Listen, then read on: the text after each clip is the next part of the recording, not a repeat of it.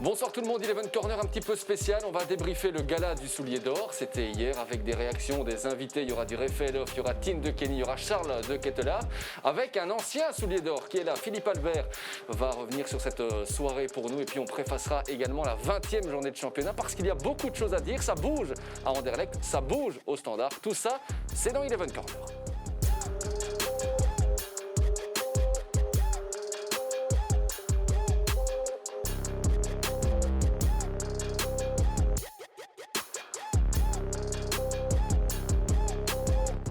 C'était une grande soirée hier, celle du Soulier d'Or, le 67e gala du nom et Philippe Albert l'a suivi. Ça va Phil? Bonsoir, ça va très bien. Bon, ancien Soulier d'Or, on a la chance de vous avoir avec nous dans cette Eleven Corner. Tout va bien? Oui, merci. Ça vous a rappelé des souvenirs, la soirée d'hier? Celle de 1992, on se rappelle de ce trophée que vous aviez remporté. Vous étiez où à l'époque? Alors j'avais fait mes 6 derniers mois à Malines et mes 6 premiers mois à Anderlecht. Donc ça ne nous rajeunit pas, mais chaque année lors de cette remise, évidemment, ça rappelle d'excellents souvenirs. Dernier défenseur aussi, à l'avoir été avec Vincent Kompany. Exactement. Si je ne m'abuse. Bon, quelle retombée ça a eu pour vous le Soulier d'Or dans votre carrière? C'est très important parce que, au même titre que le footballeur professionnel de l'année, où là vous êtes élu par vos pairs, donc par vos adversaires en quelque sorte. C'est un trophée très important et le Soulier d'Or, quand on voit le palmarès depuis le début de ce trophée, faire partie de cette liste, c'est véritablement un honneur. Moi personnellement, ça m'a fait énormément de bien au niveau de la confiance parce que quand j'ai débuté ma carrière, je venais d'un petit club de Bouillon pour ne pas le citer, pas tellement confiant, etc. Donc j'avais quand même 6 saisons complètes en Division 1, mais pas encore atteint un niveau exceptionnel. Et là, évidemment, quand vous avez la chance de remporter ce genre de trophée, ça vous met sur un nuage et ça vous permet de progresser à pas de géant, en fait. Et ça peut réellement faire changer une carrière, Philippe, aussi, quand on a ça sur le CV, ça aide concrètement? Ça aide effectivement, mais le regard des autres est complètement différent. Vous ne pouvez plus vous permettre le moindre petit geste négatif, si on peut parler ainsi. Vous devez être un exemple. Exactement, et à ce niveau-là, c'est pas évident d'être un exemple toutes les semaines dans le football professionnel. Il est où à la maison d'ailleurs, ce trophée chez vous? Il est dans la salle à manger, c'est le seul trophée que j'ai gardé avec le trophée de footballeur professionnel de l'année, en fait. On a une petite surprise pour vous. Est-ce que vous vous rappelez de cette fameuse soirée où il vous manquait quelques bretelles? Oui, bien sûr. Ouais, on va regarder ces quelques images avec Gaëtan Vigneron. Ça fait 3 semaines que j'ai le costume dans mon armoire et c'est seulement aujourd'hui que je remarque que le pantalon doit se porter avec des bretelles, donc c'est quand même assez drôle. Est-ce que vous auriez des bretelles sur place? Oui, monsieur. Je vais vous montrer. Je vais prendre le Bordeaux. Le Bordeaux. Le Bordeaux. Vous voulez les mettre tout de suite ou... Ouais. Oui. Mauve de plaisir, la famille anderlechtoise s'apprête à célébrer un nouveau sacre d'un joueur de la maison. L'accueil est chaleureux. Qu'il est beau, qu'il est beau. Quel beau petit nœud. Reste encore le gâteau du roi, un soulier qui lui va comme un gant. 22h30, pensée émue pour la famille restée à Bouillon, un coup de téléphone qui bouillonne de passion. Marginal, bonsoir. Ouais, c'est moi.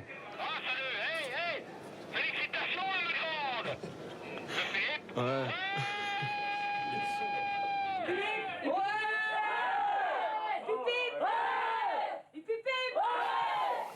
Vous les aviez déjà revues, ces images, mais on ne s'en lasse pas personnellement en voyant ça.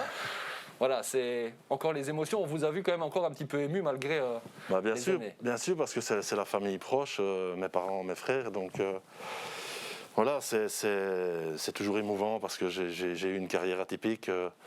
Mais bon, on va pas parler de ça éternellement. Donc, mais franchement, c'est quelque chose qui me tient très à cœur parce que en tant qu'Ardennais, c'est peut-être un message aussi aux jeunes de cette province-là qui est parfois sous-estimée.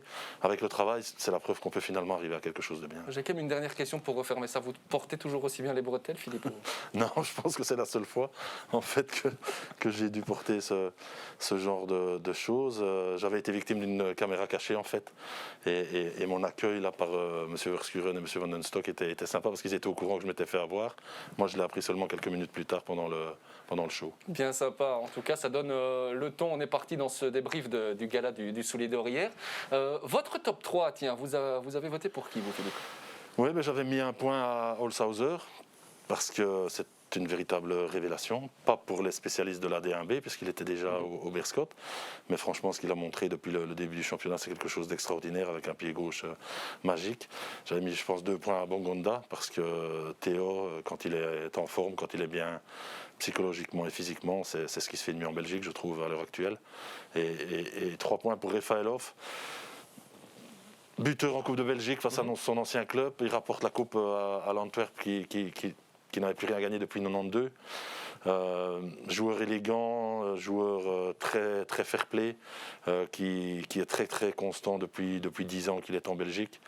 Et en Europa League, je l'ai trouvé excellent lors de chaque rencontre en 2020 avec l'Antwerp. Refaelov qui a donc été sacré devant Holshouser et Paul Onwuachu, une première aussi depuis 2015, que ce n'est pas un brugeois. On sait qu'il y avait eu Skierdo, qu'il y avait eu Vormer, qu'il y avait eu 2 fois Van Aken. Et puis c'est le 3e Anversois aussi de l'histoire. Hein. Après Wilfried Van Moer notamment, c'était en 1966 et Vic Maas en 1956. Ben oui, Refaelov ce matin, tiens, qui arrive à l'entraînement avec sa godasse dorée. Il va s'en souvenir de cette journée. Il y aura d'ailleurs un reportage complet. On l'a suivi toute la journée avec les équipes d'Eleven Sport. Les petits tests, il n'y a pas échappé non plus. Philippe, j'avais envie de revenir aussi avec vous sur l'élection de Lior Refaelov.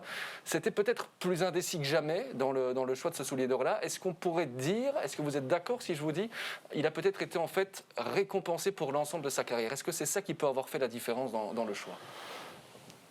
Oui, même si je trouve qu'on l'a sous-estimé au cours des 10 ans qu'il est en Belgique, parce qu'il n'a jamais pratiquement fait partie du trio de tête au décompte final, même pas dans les 5 premiers, je pense, alors que c'est un joueur qui a des qualités et pour qui certains supporters viennent au stade, n'ayons pas peur des mots, parce que techniquement c'est largement au-dessus de la moyenne. Moi, ce que j'apprécie chez lui également, c'est que malgré son problème avec l'écho du côté de Bruges, il est revenu et il a fait abstraction de cela.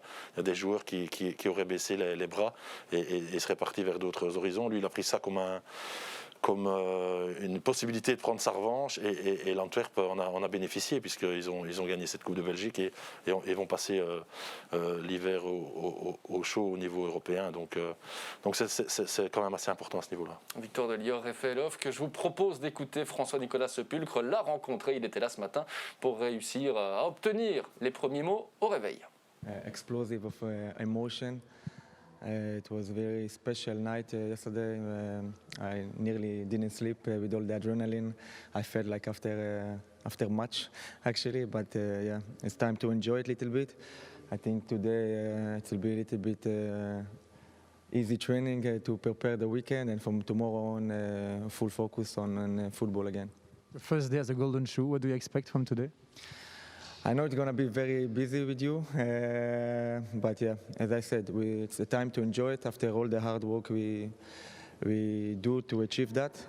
So it's time to enjoy it, relax a little bit, and as I said, from tomorrow on, full focus on the match in the weekend. Thank you. See you later. Yeah. La réaction de Lior Refaelov, je vous le rappelle donc, reportage complet à découvrir prochainement sur les antennes d'Eleven Sport. Philippe, soulier d'or également chez les dames, chez les demoiselles, avec non pas Tessa Willart, mais Tine de Kenny. Une réaction par rapport à cela? Oui, mais c'est très bien pour elle, évidemment, parce que quand vous avez Tessa Willart au niveau des nominations, c'est souvent compliqué. Donc voilà, j'ai vu qu'elle était très en forme avec son club. Donc je pense qu'elle aurait même mérité de le gagner à 2. Pourquoi pas un soulier d'or pour les deux, tellement elles sont talentueuses, quoi. C'est vrai que ce serait peut-être une première, on pourrait y penser. Après tout, on a tous 2 pieds, donc pourquoi pas, en effet. Et 100% Anderlechtois, ce podium avec, évidemment, on l'a dit, de Kenny, Tessa Willart et Missy Pau qui arrive en 3e position. On l'a rencontrée, Tine de Kenny, elle est avec nous dans Eleven Corner. Alors c'est pas toujours évident quand on devient une star aussi d'être disponible à toutes les heures, donc elle n'était pas disponible là maintenant en direct. Par contre, on l'a rencontrée en fin de matinée. Rencontre donc avec la nouvelle soulier d'or. Bonjour Tine, dag Tine, proficiat met deze gouden schoen. Dank u wel. Comment vous avez vécu cette soirée? Wat heeft deze gouden schoen te vertellen voor u? Ja, ik denk dat dat heel veel betekent. Ik denk dat dat toch een droom is die uitkomt. Omdat dat toch wel de belangrijkste prijs is die je kunt nemen in het vrouwenvoetbal in België. Dus ja, ik heb er eigenlijk niet echt veel woorden voor. Dat is echt iets onbeschrijfelijk. En ja, dat is iets dat ik heel mijn leven ga meedragen. Est-ce que c'est le plus beau moment de votre carrière? Is het het mooiste moment van uw carrière? Sowieso. Ik denk, er zijn veel mooie momenten als teamprestatie, maar voor individueel denk ik dat dit echt gewoon een moment is dat niet te beschrijven valt en dat dat een moment is dat je nooit gaat vergeten. Hier hebben we een corner. Hè? We willen de trofee te zien. Is het mogelijk of niet? Ah, prima. De goede schoen van Tine de Kenny. Heb je ermee geslapen? Est-ce que vous avez dormi avec? Niet in mijn bed, maar hij heeft wel naast mij gestaan op mijn bureau. Alors pour beaucoup, ça a été une surprise aussi. Ce n'était pas Tessa Willard qui a été la grande gagnante, mais bien vous. Félicitations pour ça. Est-ce que vous avez reçu un message de Tessa? Heb je een message van Tessa gekregen? Nee, nog niet. Maar ik heb mijn berichten nog niet bekeken. Want het zijn er eigenlijk zoveel dat ik nog geen tijd heb gehad om ze allemaal te bekijken. Dus ik weet het eigenlijk niet eigenlijk. Maar ik zie ze morgen en ik ben er wel zeker van dat ze mij proficiat zal wensen. Dus ja. Ja, en ben je een beetje verbaasd bij deze trofee voor u of niet? Est-ce que vous avez été un petit peu surprise finalement que c'est vous qui l'avez gagné? Nee, verbaasd niet. Natuurlijk, ja, je verwacht zoiets niet. Je hoopt er wel op, maar je verwacht het niet. Maar ik ben niet verbaasd, omdat ik denk dat ik persoonlijk wel zelf ook een goed seizoen aan het draaien ben en gespeeld heb vorig jaar. Dus, en dat ik mijn eigen ook wel meer in de kijker gezet heb. Dus uiteindelijk denk ik wel dat ik het verdien ook. Als je naar mijn seizoen kijkt. Dus verbaasd ben ik niet, maar natuurlijk had ik er wel op gehoopt en ben ik super blij mee. 15 doelpunten, 15 buts en 10 matchs de championnat. On se rappelle aussi des 2 buts, de 2 doelpunten tegen Zwitserland, de 6. Ja. Heel belangrijk. Tine, voor de toekomst in het buitenland gaan spelen. Is dat een doel voor u? Ja, dat is toch wel mijn ambitie, om toch ooit die stap te zetten. Ik werk samen met een manager en die kijkt voor mij na wat mogelijk is en wat voor mij de best volgende stap is. Maar ik ben daar zelf zo niet mee bezig, omdat ik wil mij vooral focussen op de voetbal en vooral zelf verder hard werken en zelf beter worden. Dus ik laat die dingen eigenlijk over aan mijn manager en wat er op mij afkomt, komt op mij af en dan zie ik het wel. Top, bedankt en nog proficiat van het hele team van Eleven Sports. Dankjewel. Tine de Kenny qui a donc bien succédé à Tessa Willard qui l'a remporté 3 fois, à Janice Caïman qui l'avait remporté une fois. On parle beaucoup des Diables Rouges, Philippe, que vous suivez particulièrement avec la RTBF. Avoir Tessa Willard, avoir Tine de Kenny, savoir que les Red Flames sont qualifiés pour le prochain Euro, on a envie de rêver nous aussi. Oui, bien sûr, et puis ça fait un bien énorme au football féminin. Je pense que depuis quelques saisons maintenant, il y a une progression énorme qui est faite à ce niveau-là. Je trouve que ça est super positif également. Un petit mot sur le meilleur jeune de l'année, c'est peut-être la catégorie où il y a eu le moins de suspense avec Charles de Ketelaar. Année 2020, c'est vraiment l'année de la révélation à tout point de vue pour lui. Oui, l'éclosion véritablement de ce jeune talent qui, s'il continue à travailler et écouter les conseils des anciens et de son entraîneur, est un futur soulier d'or en puissance, s'il reste en Belgique bien évidemment. Mais j'ai crainte que ce pays soit de nouveau trop petit pour lui d'ici quelques mois, voire quelques saisons. C'est un joueur absolument complet, impressionné par sa maturité surtout. À son âge, même lorsqu'il se fait rentrer dedans par certains défenseurs adverses, toujours bien calme. Il est costaud dans les duels, ne s'énerve jamais et une mentalité exemplaire. Donc c'est franchement un joueur moderne et chapeau à Bruges, parce que quand vous parvenez à sortir des pépites comme cela, c'est la preuve que le travail en amont a été fait de manière très positive et je pense qu'il est armé pour faire une carrière absolument incroyable. Il a 50 matchs déjà au compteur avec le club de Bruges, 5 buts, 6 assists. Il marque autant en championnat qu'il ne marque en Ligue des Champions. Là aussi, sa maturité, vous en parliez, en Ligue des Champions. C'est dingue de voir un gamin, pour le dire comme c'est, prendre ses responsabilités comme ça. Van Aken n'est pas là, c'est pas grave, on a de Ketelaar maintenant. Ouais, c'est incroyable. J'ai été étonné aussi en Ligue des Champions. Quand vous allez fouler la pelouse du Real Madrid et que vous avez la chance de fouler cette pelouse et de jouer comme si vous y aviez déjà été présent des dizaines de fois. C'est incroyable. Moi, je me souviens de certains matchs où il y avait quand même une certaine appréhension avant de monter sur le terrain. Lui, non, il rentre sur le terrain. C'est comme s'il avait toujours été là, en fait. C'est incroyable. Pour un adolescent, j'ai rarement vu ça chez un jeune joueur en Belgique. On note, en tout cas, s'il continue comme ça, Philippe Albert a dit futur soulier d'or. En tout cas, il a le talent pour le devenir. En tout cas, c'est lui, l'espoir de l'année. Il a gagné ce titre-là devant Aster Vranks de Malines et Nicolas Raskin du Standard. Et si on regarde un petit peu les valeurs marchandes des joueurs, on s'amuse beaucoup à cela aussi en tant que journaliste. Sur le célèbre site de référence Transfermarkt, eh bien, Charles de Ketelaar est le deuxième joueur le plus cher derrière Crépin Diatta. Diatta, c'est 18 millions d'euros. Charles de Ketelaar, c'est déjà 16 millions d'euros. Ça veut tout dire pour lui aussi. Et on l'a à l'interview, Charles de Ketelaar, là aussi, pour des raisons de timing. Cette interview a été préenregistrée, mais il est avec nous dans Eleven Corner. Je hoort dat je leest dat wel, dat je de topfavoriet bent, maar dat met zo'n voorsprong was, dat was natuurlijk wel een verrassing. En ja, dat deed misschien een beetje oneer aan de andere kandidaten, want die zijn natuurlijk ook wel allemaal stuk voor stuk toppers. Dus ja, ik ben heel blij dat ik gewonnen heb vooral. Ik heb een keer gezegd dat dat tegen Zouten was, ook vooral omdat dat denk ik mijn eerste doelpunt was, maar ook met het publiek en zo, dat maakt toch allemaal wat verschil, vind ik. Nu is het allemaal wel, als je scoort of zo voor het thuis tegen Zenit, dat is allemaal wel top, maar zonder publiek, dat is toch een element dat jammer is aan het voetbal, waardoor dat in je hoofd, die sfeer en zo, als dat erbij is, dan is die herinnering echt levendiger. Dus ik denk toch die goal tegen Zulte. Charles de Ketelaar, un Brugeois qui nous emmène vers un autre Brugeois, Philippe. C'est Simon Mignolet. Là non plus, il n'y a finalement pas eu trop de suspense. Beaucoup ont parlé de Bodard à un moment donné, de Pento, pourquoi pas, c'est Simon Mignolet pour la régularité. Haut la main, effectivement, je veux dire, Bruges champion. Depuis qu'il est arrivé, il a donné une aisance à cette défense qui n'était pas nécessairement présente les autres saisons. Bruges était champion, mais combien de gardiens à un moment donné? Je crois que c'était 4 ou 5 en 2 saisons. Donc ici, il y a une continuité, il y a du talent entre les perches et ça se ressent sur cette défense brugeoise qui, depuis le début de la saison, donc il sait que 12 buts.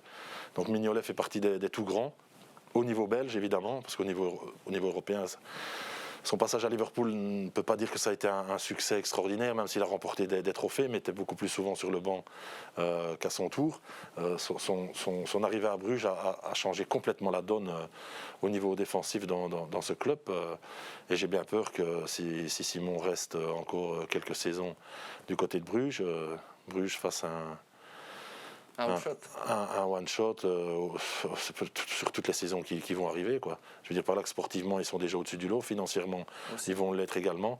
Donc les autres clubs ont intérêt à se renforcer correctement pour tenir la route. Bodard, deuxième, c'est tout à fait logique également. Un petit mot pour Arnaud, parce qu'on ne l'attendait pas du tout.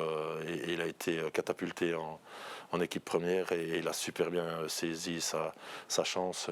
Est très régulier, donc voilà, dans les années à venir, ce sera probablement un de nos gardiens fétiches également. Il y en aura aussi des candidats à ce niveau-là, c'est clair. Bon, le point commun avec Butel et Ryan, c'est que Ryan en 2014 avait aussi été élu meilleur gardien, Butel en 2016 et donc. Simon Mignolet, vous parliez de constance, de régularité, de stabilité.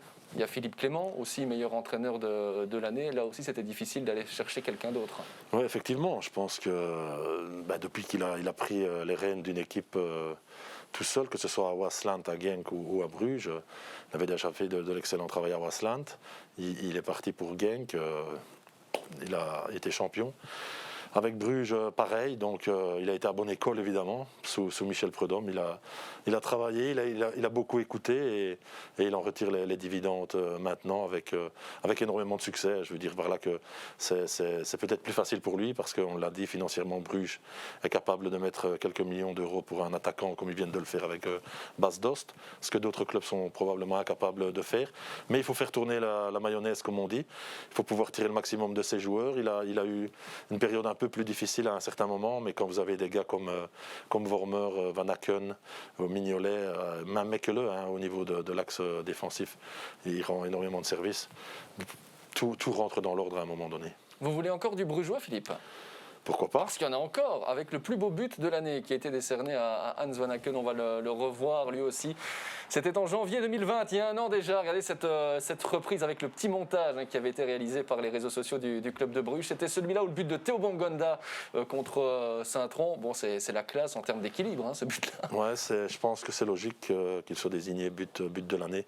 Tout le monde sait évidemment que Van Aken est droitier. Quand vous voyez un but pareil du pied gauche, la façon de reprendre ce ballon, l'équilibre du corps.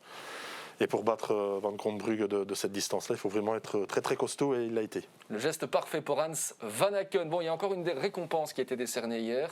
C'est le prix du meilleur Belge à l'étranger. Bon, il y avait plusieurs prétendants. Là, c'était quand même aussi indécis.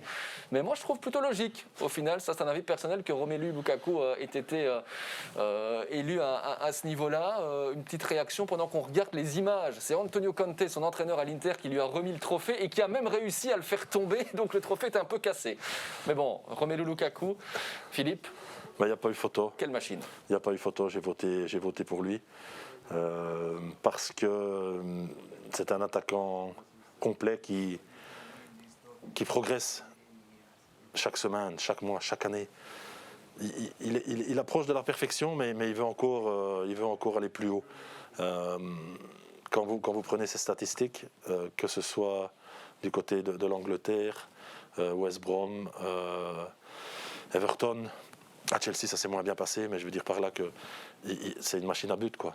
Par rapport au match joué, les buts qu'il a inscrits dans ces clubs-là, seuls quelques-uns sont capables de le faire et j'arrive toujours pas à comprendre comment certains peuvent douter de ses qualités. Je reviens souvent avec cette interview-là que j'ai vue d'Alan Shearer en Angleterre, en parlant de Romelu, qui disait qu'il y a déjà 2 ou 3 ans, et Shearer, donc le meilleur buteur de l'histoire de la Première Ligue, disait qu'à son âge, Shearer n'avait pas ces statistiques-là.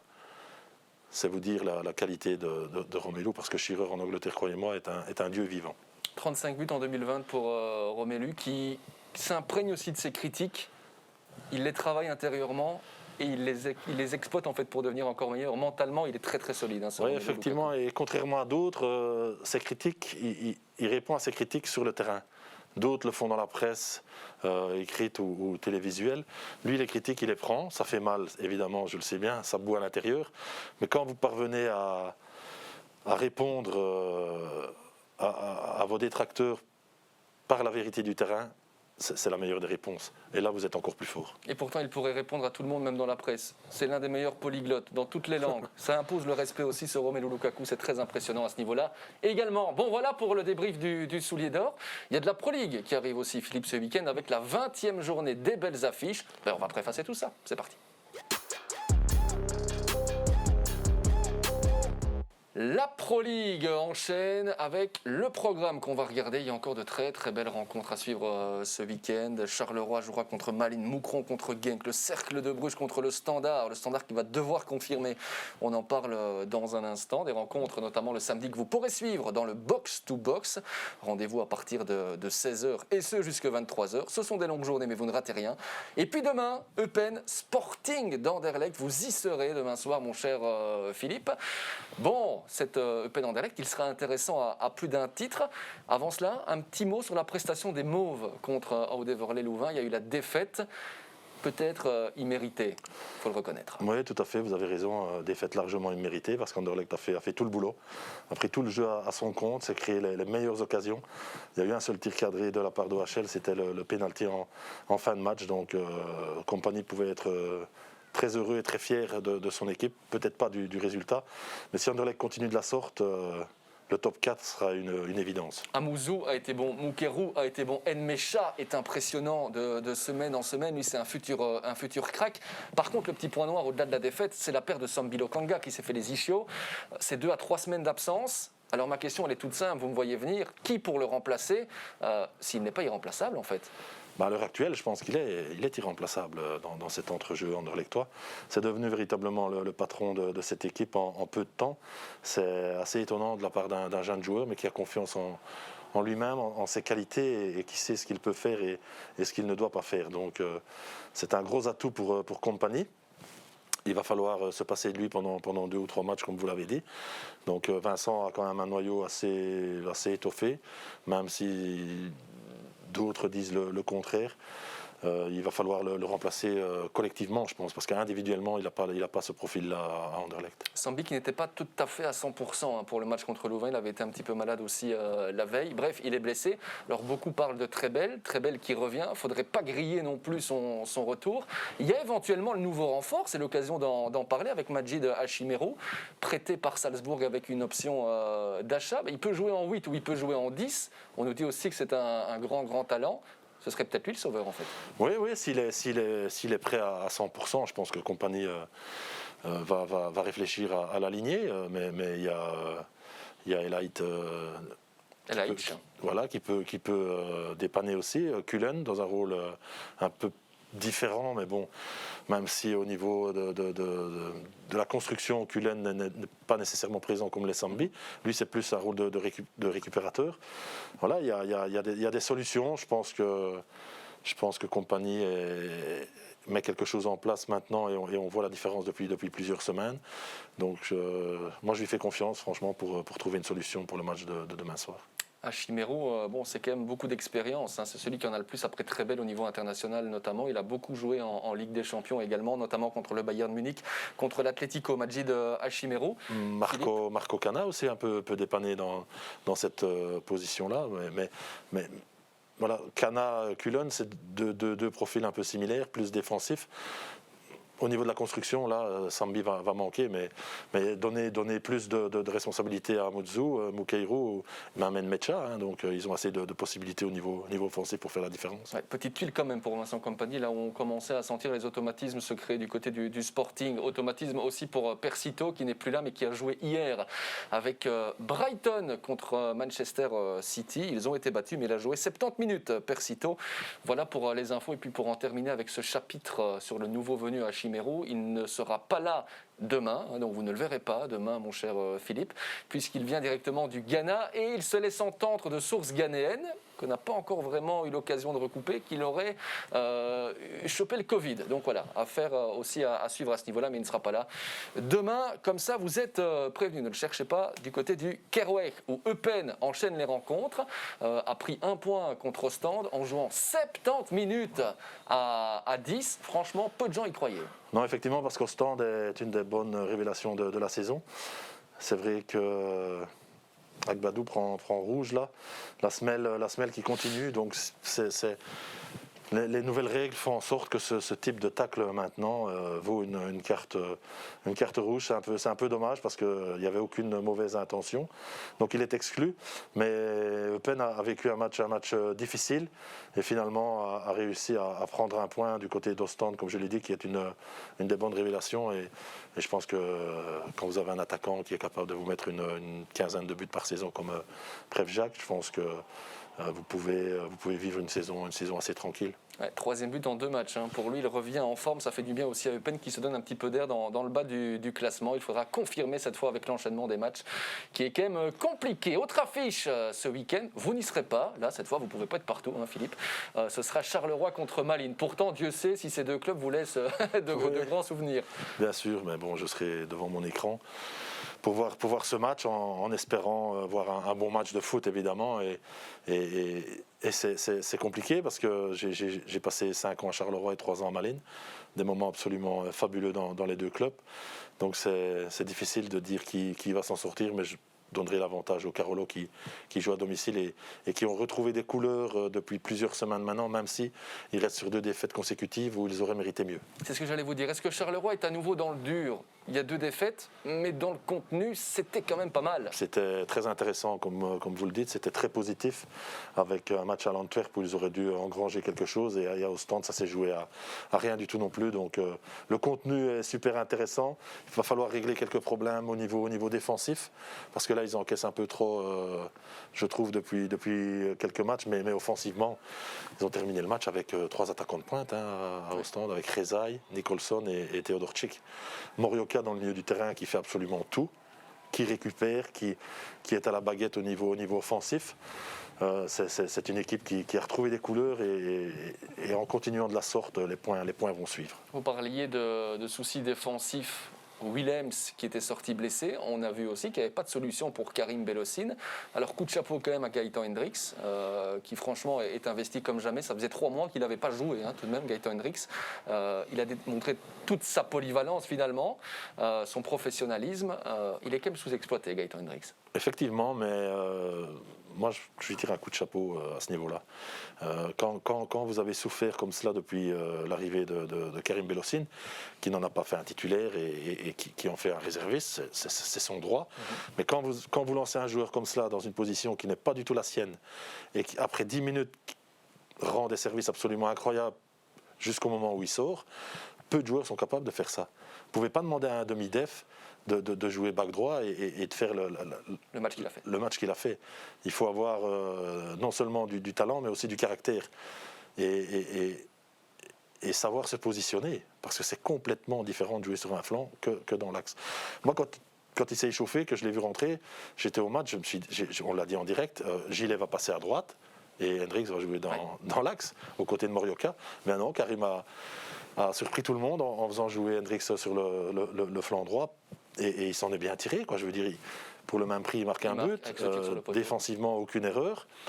Donc voilà, pour l'avenir, pourquoi pas. Peut-être lui donner sa chance, Philippe ? Oui, pourquoi pas, et puis le changer de position, puisqu'à une époque, un entraîneur c'est quand même un entraîneur qui a décidé de faire jouer Thomas Meunier latéral droit, et avec le succès que l'on sait, quoi. Absolument. En tout cas, Gaëtan Hendricks, lui, ça lui permet de relativiser le fait d'être devenu papa. Il n'y a pas très longtemps, on a pu s'entretenir avec lui. Bon, on verra ce que ça donnera pour Gaëtan, mais en tout cas, un bon gars sur le terrain, en dehors du terrain. Ce sera bien sûr à Karim Belhosseine de faire ses choix. Une dernière petite question par rapport au Sporting de Charleroi. Il y a souvent le débat. Vous aviez dit qu'on avait terminé du côté Carolo avec Theodor Schick, Nicholson et Rezaï. C'est quand même très rare, et c'est quand ils sont menés. Vous êtes plutôt quoi ? Ce serait quelle option ? Privilégier en titularisant Nicholson ou plutôt Rezaï, en attendant que Theodor Schick revienne dans le bain ? Je suis un adepte du duo Nicholson-Rezaï. Les deux ensemble ? Les deux ensemble, avec Nicholson en point d'appui et Rezaï qui peut tourner un peu aux alentours. Et là, imaginez-vous les défenses adverses, quoi. Vous avez du muscle, vous avez de la taille avec Nicholson, vous avez la finition avec Rezaï. S'occuper d'un attaquant, c'est déjà compliqué. Quand vous devez vous occuper de 2 joueurs, 2 attaquants très complémentaires et très doués, c'est encore plus difficile. Choix de luxe donc pour Karim Belhosseine en termes de joueurs et de système aussi. Malines qui reste, ce sera l'adversaire des Zèbres sur 3 succès d'affilée. Ça va mieux du côté du KV. Bon, s'ils n'avaient pas foiré un petit peu le début de saison, mais dans le contenu c'était déjà bon en fait, Philippe. C'est dans les résultats que ça n'allait pas. Ils auraient peut-être pu venir se mêler à la bagarre des playoffs 4, des playoffs 1 décidément, du top 4. On va y arriver. Oui, effectivement, je pense qu'ils ont à domicile ils ont eu énormément de problèmes cette saison. Ils ont souvent mené au score avant d'être rattrapés et même d'être battus. Mais bon, Malines reste un club spécial avec des joueurs qui peuvent faire la différence individuellement aussi, comme Geoffrey Romans qui retrouve son niveau de l'Antwerp. N'a pas été titulaire indiscutable depuis qu'il est arrivé à Malines, mais depuis quelques mois là, retrouve son niveau de jeu. Donc c'est super intéressant pour les Malinois. Il ne faut pas oublier qu'il y a De Camargo aussi qui revient un peu de blessure, qui rend encore des services absolument incroyables. Il y a le jeune Vranks en milieu de terrain qui n'est même pas titulaire à l'heure actuelle. Schoofs aussi qui est sous-estimé, capitaine malinois avec un pied gauche absolument incroyable. Derrière Thibaut Père, j'ai jamais compris qu'il s'était retrouvé sur le banc à un moment donné en début de saison non plus, parce que c'est un défenseur qui a beaucoup de qualité et qui pour moi doit être titulaire du côté de Malines. Bon, mais en tout cas, on verra ce que ça donnera pour Malines. Ce sera donc face au Sporting de Charleroi. Une autre affiche, Cercle de Bruges contre le Standard. Du côté de Malines, c'est vrai que quand ça allait mal, le coach, on l'a maintenu. Ici, du côté du Cercle, quand ça allait mal, avec un 3/30, on l'a maintenu, Paul Clement. C'est parfois un peu surprenant, mais c'est bien aussi finalement de voir ce genre de situation. Ils ont pris un point cette semaine, c'était hier contre le Berscott. Bon, Ley a gagné son premier match. Maintenant, il faut confirmer pour le Standard. Petit bilan de la première du Standard sous Ley, Philippe. Je pense que c'est un bilan positif. Quand une équipe n'a pas gagné depuis le 1er novembre, a changé d'entraîneur et demande une attitude positive sur le terrain. Je pense que ce fut le cas lors de ce match, avec un joueur qui s'est mis en évidence plus que d'autres, Amala avec 2 buts. Bocadi a finalement inscrit son petit but aussi, donc Psychologiquement, c'est une victoire qui va faire un bien énorme, mais comme vous l'avez dit très justement, ça demande confirmation.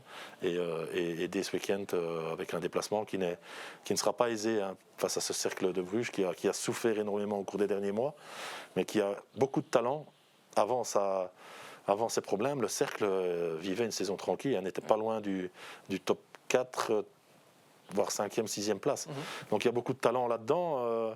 C'est pas un déplacement facile et il va falloir faire très attention. Changement d'animation aussi dans le jeu du Standard sous Mbailey, avec notamment, on a vu des flancs, un Siké qui joue bien plus haut pour forcer l'adversaire à défendre. Ça fait aussi partie de la patte d'Mbailey qui veut un Standard dominant. L'occasion de parler d'Hugo Siké, mais qui a quand même été assez phénoménal sur ce qu'il a montré. Oui, effectivement, auteur d'une superbe prestation.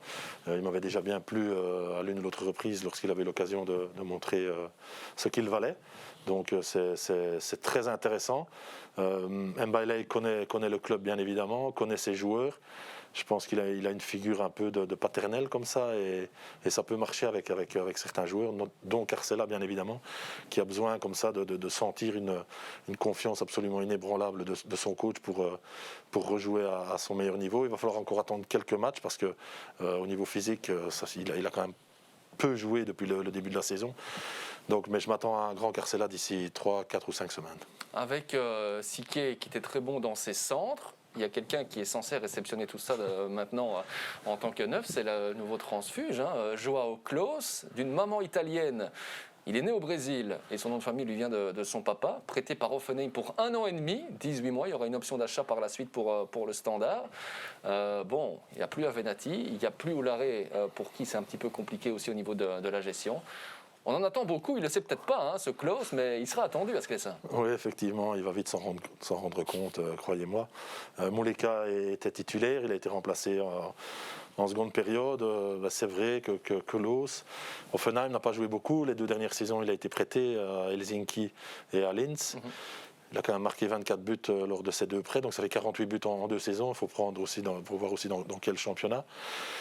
Mais voilà, c'est un attaquant, s'il a les ballons, je pense qu'il peut avoir une efficacité quand même assez redoutable. Les stats parlent pour lui au cours des 2 dernières saisons, mais le Standard, il restera toujours un club à part.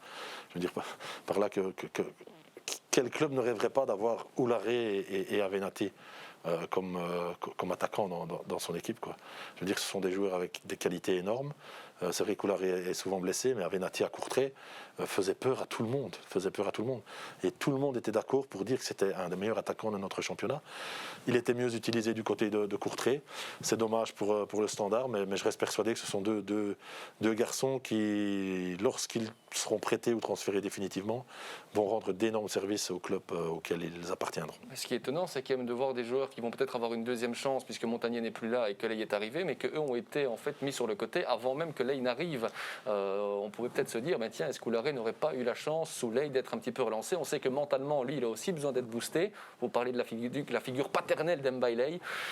Voilà, certains se posent la question, donc on se doit aussi de l'amener. Oui, effectivement, mais bon, là, pour eux, il n'y a qu'une solution, c'est travailler dans le noyau B. Travailler, s'il y a des matchs en réserve, il faut planter les buts. Et à un moment donné, le Standard et Ley n'auront plus le choix. Si vous avez des attaquants qui performent dans votre équipe réserve et que vous avez un peu de problème au niveau de la finition en équipe première, la solution se trouve à l'intérieur du club. Donc il faut continuer. Joao Klaus qui sera peut-être déjà sur la pelouse contre le Cercle de Bruges, à condition que son test PCR soit négatif. Oui, en ces temps de Covid, il y a de nouvelles. C'est plus seulement la visite médicale qui doit être réussie. Maintenant, c'est aussi les tests. On le sait, on verra donc s'il sera titulaire. Joao Klaus, dernière question. Est-ce que le Standard, Philippe, sera dans le top 4 à la fin de la saison? Eh bien, écoutez, la semaine dernière, je vous aurais dit non, parce que c'était une période catastrophique. La chance des Liégeois, c'est que durant cette période inefficace, où les points ne suivaient plus, aucune équipe ne s'est détachée. Et avec cette victoire lundi soir, reviennent finalement à 4 points de la 4e place, voire 5 points de la 3e place qui est occupée par Charleroi. Il reste 14 journées, tout est possible. Ça va être chaud. Philippe? Il ne reste pas 14 journées, il en reste plus, désolé. On en est à la 20e. Mais on s'y perd un petit peu. On a joué la 30e il y a quelques jours. On joue la 20e avant de jouer la 25e, avec ces matchs qui sont déplacés, etc. On vous le pardonne, il reste encore beaucoup de matchs à jouer et rien n'est fait quand on voit les écarts qu'il y a en haut ou dans le bas de tableau. C'était un petit pronostic aussi si le Standard allait être dans le top 4. On continue avec le jeu des pronostics puisque c'est la fin d'Eleven Corner. On regarde tous les matchs à nouveau qui vous seront diffusés sur les antennes d'Eleven et Philippe va peut-être vous aiguiller si vous, par exemple, vous aimez parier à la maison. Eupen Sporting d'Anderlecht, Philippe, qui va gagner ce match-là? Eh bien, écoutez, je pense qu'aucune des deux équipes ne va l'emporter parce que c'est un déplacement compliqué pour Anderlecht. Un vendredi soir du côté d'Eupen en plein mois de janvier. Sans Sandby, je pense qu'un nul, ce sera un nul. Sortez l'écharpe demain, même si on sait que vous avez le sang chaud. Au stand Courtrai, Philippe. Au stand, très impressionnant à domicile. Je pense qu'au stand va l'emporter. Moucron Genk. Mais Moucron a besoin de points. Ah oui. Commence à très très bien jouer, a eu une période positive, mais ici elle est retombée un peu dans ses travers. Genk reste quand même malgré tout un des cas d'or de notre championnat avec Bongonda, avec Onuachu, c'est toujours 1 ou 2 buts par match, donc victoire de Genk. Bon, victoire de Genk pour Philippe Albert. Waasland Beveren, Zulte Waregem. Un match très important pour les Waaslandiens. Pour Zulte, ça va beaucoup mieux depuis quelques semaines. Donc moins de pression du côté de Zulte. J'ai l'impression qu'avec Gianni Bruno et les joueurs qui sont présents de Skact qui retrouvent une deuxième jeunesse également. Un bon gardien aussi qui commence à s'imposer, Bostin. Donc j'ai l'impression que Zulte va aller l'emporter. Bon, Charleroi-Malines, on ne va pas vous faire pronostiquer là-dessus puisque pour l'équité dans le classement final, chaque participant pronostique 8 matchs. On vous enlève donc celui-là, vos 2 anciens clubs. La Gantoise Antwerp. Match au sommet évidemment. Même si Gand a certaines difficultés, l'Antwerp sort d'une défaite absolument incroyable du côté de Malines. J'espère pour les Anversois et Vercotteren Kembokani sera de nouveau présent. Parce que quand il manque devant, c'est très compliqué. L'Antwerp est très solide malgré tout. Je pense que l'Antwerp va l'emporter. D'accord. Cercle de Bruges contre le Standard. Alors il y a quelques semaines, je vous aurais dit le Standard facile parce que le Cercle était dans une mauvaise spirale. Effectivement, dans une mauvaise spirale. C'est un match compliqué, ça va se jouer à rien du tout. Je pense que je miserai sur un nul aussi. Un nul aussi. Il reste 2 matchs, Philippe, à pronostiquer. Berscott, Club de Bruges. Les Brugeois sont sur un nuage. Le Berscott est un peu plus en difficulté. En principe, les Brugeois devraient l'emporter. Et Saint-Tron-Louvain, vous voyez quoi? Ce sont aussi 2 équipes qui surprennent parce que Louvain, on ne les attendait pas à cette position-là et Saint-Tron, depuis que Maas est revenu, cette équipe revit. Donc là, par contre, je verrais bien une victoire de Saint-Tron. Eh bien voilà, on note tout ça. Sachez que la semaine dernière, Gianni Bruno avait fait 4 sur 8 au jeu des pronostics. Il y aura un grand classement. Il y aura le soulier d'or aussi des pronostics en fin de saison. 50%, c'est déjà pas mal. Ouais, on verra. Voilà, on sera vite fixé de votre résultat. Pour l'instant, c'est Faris Haroun et Julien Dessart qui sont en tête avec 5 pronostics réussis sur 8. Il y a de la place pour aller les détrôner. On verra ça non pas la semaine prochaine, ni la semaine d'après, puisqu'on va jouer en semaine, en Pro League. Ça va filer, donc pas d'Eleven Corner avant début février. Ben oui, on est un peu triste, mais on reviendra en forme aussi avec de nouveaux invités. Bien sûr, d'ici là, prenez soin de vous. Merci Philippe d'avoir été avec nous. Merci à vous. Et à très bientôt dans Eleven Corner, vous êtes le bienvenu. Vous avez maintenant votre place qui est ici. Vous revenez quand vous voulez. Belle fin de semaine à toutes et à tous et puis déjà excellent week-end avec toutes les belles affiches qui nous attendent.